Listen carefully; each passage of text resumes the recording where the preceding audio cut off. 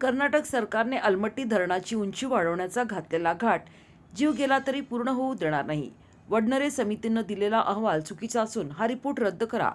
पश्चिम महाराष्ट्राला या महापुराच्या विळख्यातून बाजूला काढा. यासाठी राज्य सरकार आणि केंद्र सरकार यांनी एकत्रितपणे अलमट्टीच्या उंचीवाढीचा निर्णय हाणून पाडा, अशी एकजूट मागणी सर्व पक्षीयांनी केली.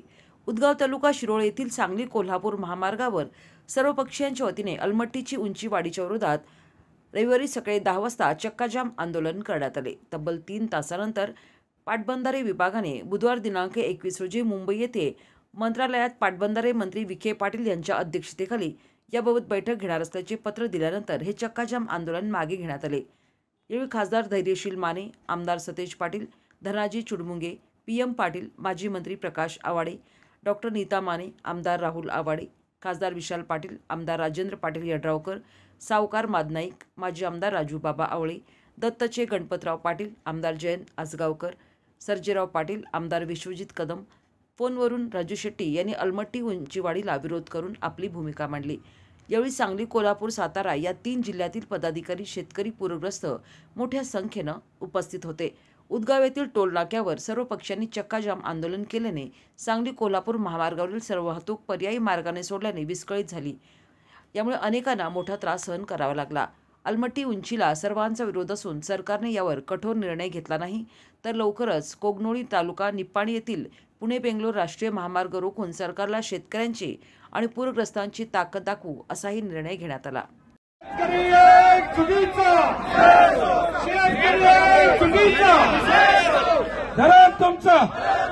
धरण तुमचा शेतकरी एकजुटीचा झाली पाहिजे त्या संदर्भात जी भूमिका घेतलेली आहे त्या संदर्भात तिथं आज सर्व पक्षीय चक्काजाम आंदोलन होतं. त्यामध्ये सर्व पक्षाचे लोकप्रतिनिधी असतील, सांगली, सातारा, कोल्हापूरचे लोक असतील, हे सगळे आम्ही उपस्थित होतो.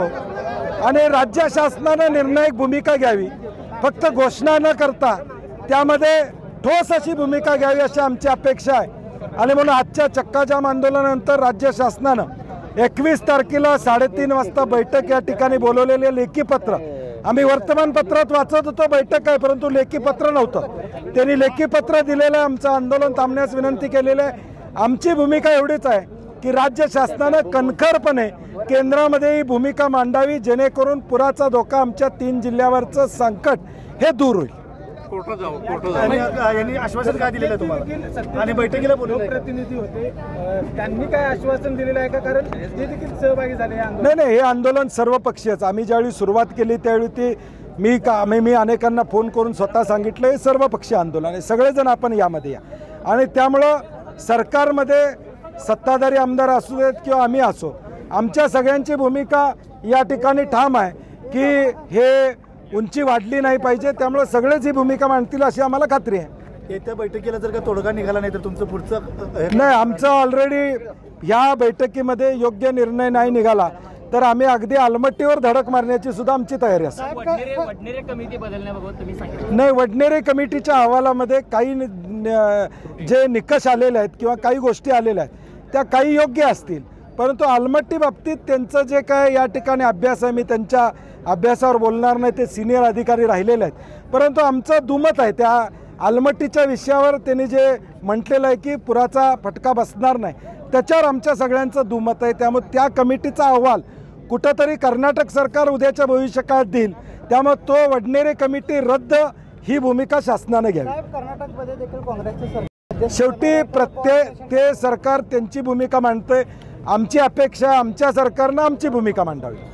जी आता स्थगिती मिळालेली आहे ती आंध्र प्रदेश आणि तेलंगणामुळे मिळालेली आहे. महाराष्ट्र सरकार याच्या खरं का सांगत नाही, म्हणून आमचं म्हणणं तेच आहे. या बैठकीमध्ये निदान खरं बाहेर येईल की महाराष्ट्राची भूमिका काय आहे, कोर्टात सामील झाले का महाराष्ट्राचं, तेलंगणा कोर्टात गेलेलं आहे. तर हे सगळं बैठक झाल्याशिवाय आम्हाला त्याची उत्तरं मिळणार नाहीत. कारण की मुख्यमंत्र्यांची घोषणा आहे, उपमुख्यमंत्री बोलतायत, जलसंपदा मंत्री बोलतायत, पण जोपर्यंत कागदावर येत नाही तोपर्यंत आम्हाला विश्वास नाही. कोल्हापूर व सातारा 3 जिल्ह्याला अत्यंत त्रासदायक ठरणारा सन 2019चा महापूर आणि ह्या महापुराची जी काही कारणं आहेत त्यामध्ये प्रमुख कारण असणारं जे अलमट्टी धरण आणि त्याची आता कर्नाटक सरकारने जे काय निर्णय घेत आहे की त्याची उंची वाढवण्याच्या संदर्भात आज त्याच्या विरोधात या ठिकाणी सांगली कोल्हापूरच्या सर्व पूरग्रस्त लोकांनी आणि शेतकऱ्यांनी आज अंकली पुलावर चक्का जाम आंदोलन केलं होतं। सांगली आणि कोल्हापूर जिल्ह्यातले सर्व लोकप्रतिनिधी, आमदार, खासदार या चक्का जाम मध्ये उपस्थित होते। हजारोने या ठिकाणी दोन्ही जिल्ह्यातले कार्यकर्ते आणि शेतकरी उपस्थित राहिले होते आणि म्हणून राज्य सरकारला आमची मागणी आहे की कर्नाटक सरकारची चर्चा करावी आणि चर्चा करून या अलमट्टी धरणाची उंची वाढवण्याच्या संदर्भात त्याचा महाराष्ट्राच्या शेतकऱ्यांना आणि सांगली, कोल्हापूर, सातारा जिल्ह्याला काय नुकसान पुराच्या माध्यमातून होतोय ह्याचा अभ्यास करून तात्पुरता तो या ठिकाणी निर्णय स्थगित करावा। केंद्र सरकारशी चर्चा महाराष्ट्र सरकारने ताबडतोब करावी। आवश्यकता पडली तर सुप्रीम कोर्टाची सुद्धा पायरी या महाराष्ट्र सरकारने सांगली कोल्हापूरच्या लोकांसाठी चढली पाहिजे आणि अलमट्टीच्या धरणाबाबतीत कर्नाटक सरकारला थांबवून हा निर्णय ताबडतोब त्याला स्थगिती द्यावी अशी आमची मागणी आहे। धन्यवाद।